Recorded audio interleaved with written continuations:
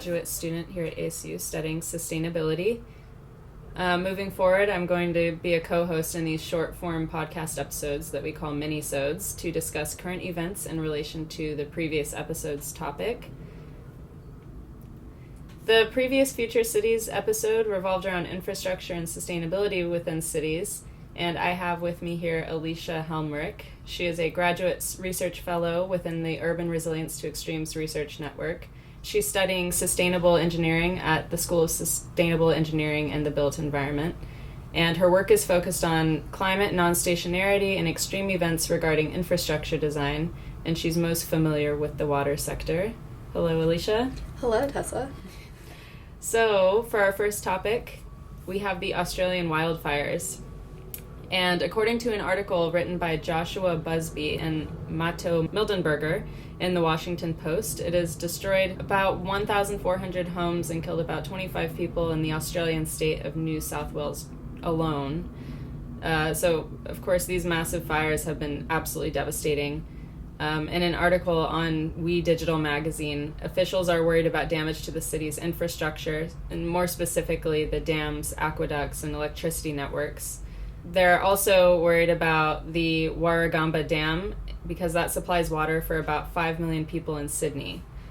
So I'm super curious to see what kind of climate-resistant technology comes out of catastrophic events such as these. Alysha, I have one question for you. As we keep seeing these devastating effects of climate change, what kind of improvements do you think we need to be making in fire-resistant infrastructure? Yeah, so large climate events like these are obviously devastating to the people experiencing them. And one thing we've noticed from a sustainability and resilience point of view of things is that they do provide a way for transformational changes, like you were saying, these adaptive technologies that could occur after this experience. So at the time that the infrastructure in Australia was being built, they weren't necessarily planning for these widespread wildfires that they're experiencing now. And so the environmental conditions that they're designed within weren't necessarily made to withstand these. And moving forward, they're going to have this new baseline of what they could design to. They could consider this wildfire kind of their worst case scenario and build everything to now be resistant to such a standard. When you look into different kind of deep uncertainty literature, there's different ways of approaching infrastructure design based off of what you know and what you don't know. You may have uncertainties that are just slight tolerances, or you may have uncertainties that are just completely unimaginable. And these wildfires are clearly acting somewhere in between this, where Australia knows they can have a dry climate and fires can be experienced, but not necessarily that they thought was going to get integrated into their cities and take down all of their infrastructure. And so moving forward, they're going to have to decide how they want to approach this uncertainty for future wildfires in their area, and there's different ways that they can design infrastructure to adapt for these. If they do consider this existing wildfire as their worst case scenario, they could take a robust approach and they can design all their infrastructure to be able to withstand this worst case scenario they could potentially imagine, or that they've now experienced, unfortunately, and hope nothing worse ever occurs. But by taking this approach to the worst case scenario, we can't actually say what they're experiencing now could be the worst thing they would ever experience. And so another way they could approach the problem is more of a flexible approach, where they could design to a standard that would be able to be fire resistant. Again, not most familiar with the flammable and non-flammable materials, but they could build the infrastructure in a way that it could withstand what is expected or what is predicted most likely to occur, and leave room to strengthen it accordingly to the changing climate. And so whether that may mean replacing materials using a different type of material, but making it so that the different bridges or building infrastructure is easily adaptable for switching out these materials could be one approach for making the city more fire resistant in the future. And when you say infrastructure, you're talking about, like you said, buildings, bridges, roadways, water pipes, okay. Energy transmission lines, all those good things that help you live your life day to day. Yeah, definitely. All right. Our next topic is a little bit on the brighter side of things. Good. Portland rain gardens. This is something that Portland and I believe LA are starting to incorporate into, their infrastructure. So according to this article by Dakota Kim in Sunset, rainwater runoff can pollute water systems because it collects bacteria, metals, pesticides, and chemicals, oils, and other pollutants. Portland is adopting this method, and it's called rain gardening or bioswale.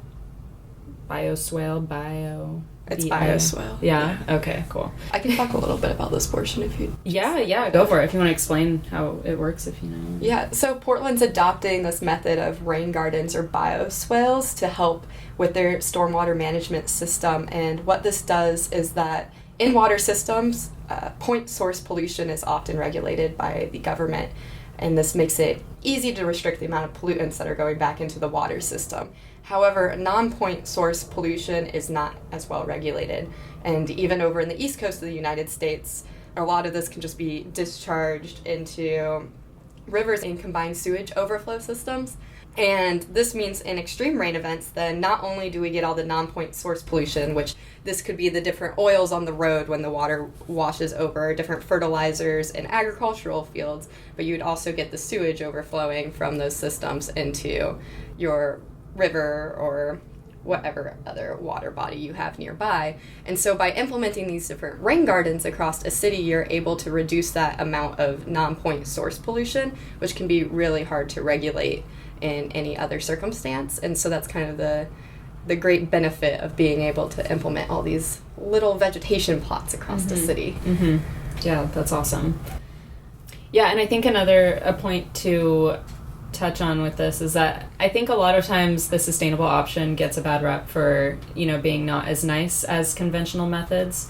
And this is a really great example of, when the sustainable option is clearly just the better option, based off of physical looks, and it's not as costly as the conventional method. It's a great way for individuals to get involved with the stormwater management of their city. And there's a lot of different activities to help promote individuals to do it. I think the World Wildlife Fund has a rain garden award that goes out. There's local cities that will also do rain garden awards to local community members who are promoting like biodiversity of species, not only of the plants, but say like butterflies that will come and visit their rain garden. I know that was a relatively new initiative in West Lafayette by the Go Greener Commission back when I was there a couple years ago. And so it's just a really fun way to get local community members involved. All right, well, this concludes our first ever Minisode for the Future Cities podcast. Thanks, everyone. Yeah, thank you.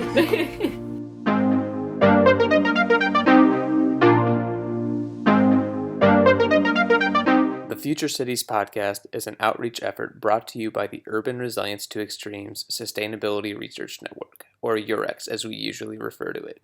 To learn more about UREX, visit www.sustainability.asu.edu/urban resilience. If you have any questions, feedback, or suggestions for future episodes, you can email us at futurecitiespodcast@gmail.com or find us on Twitter at FutureCitiesPod. If you enjoyed the episode, please rate and subscribe to us wherever you get your podcasts. See you next time.